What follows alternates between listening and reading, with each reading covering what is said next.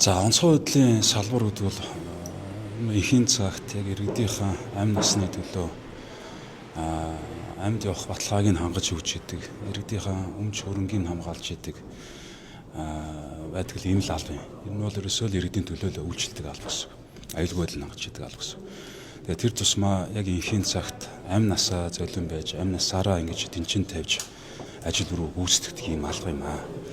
Тийм ч учраас одоо энэ саний ярьсан тэр үүссэн нөхцөл байдалтай холбоотойгоор ажлын байгууллагад нэлээд сайн нягт шалгах чиглэл үүссэн байгаа. Тухайн үед аль өөргөө гүйцэтгэж байхад нь яг ямар нөхцөл байдал үүссэн. Тэр байдалтай холбоотойгоор одоо хуулийн хяналтын байгууллагад ямар нэг шалгалтын ажил явагдсан гэсэн. За тэгээд өөрийнхөө ажил руу гүйцэтгэж байхад за нөгөө албаны тавьдаг дүрм журам шаардлага биелүүлж ажилласан байна уу? Эсвэл өөр ямар нэгэн шалтгаан байсан гэсэн. За тэгээд дээрэс нь хууль эрх зүйн хүрээнд одоо тухайн одоо талигачид орногдох ёстой байсан асуудлууд одоо шагнал урамшууллын асуудлууд юм уу? За одоо өөр асуудлууд юу байсан байна? Хэрхэн яаж шийдэгдсэн байна?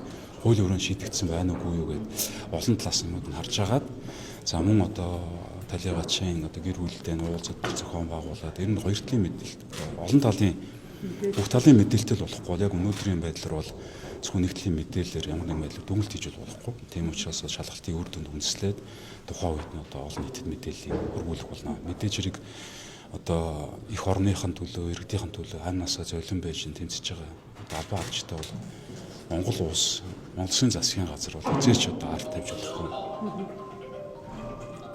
Ялгарлан гадуурхаж болохгүй. Ийм нөхцөл байдалтай байгаа гэдгийг таас ойлгож байгаа бах тийм. Тийм нөхцөл байдал үүссэн байна гэдгийг шалгах ёстой болно л гэсэн.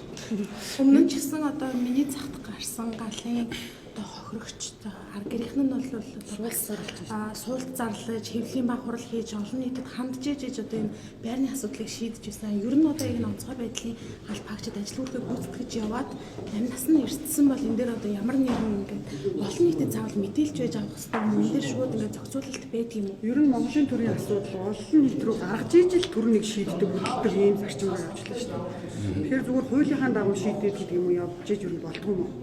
Яг хуулийн дагуугаар шийдсэн байна уугүй юу гэдээ би бол шалгалтын үр дүнгийн үндэслэлээ тааваханд мэдээлэл өгөх болно. Одоогийн байдлаар бол тэр үр дүн гараагүй байхад хуулийн дагуу арга хэмжээг авсан байна уугүй юу гэдгийг бол хэлэхэд бол эрт байна. Тэгээ энэ тал дээр өдөр шалгасныхаа үр дүн тааваханд мэдээлэл өгөх болно. Одоогийн байдлаар хэлэхэд арай эрт гэсэн. Ерөнхийдөө бас албааргүй гүйцэтгэж яваад нас урсан одоо тэрний тусгай албаны хамт орон сууц олддог бол ингэж хуулийг санаачилсан байгаа. Энэ одоо хуультай холбоотойгоор жилд гэдэг юм уу? Одоо төсөв мөнгө тавигддаг хэдийн хэмжээний төсөв мөнгө тавигддаг юу юм?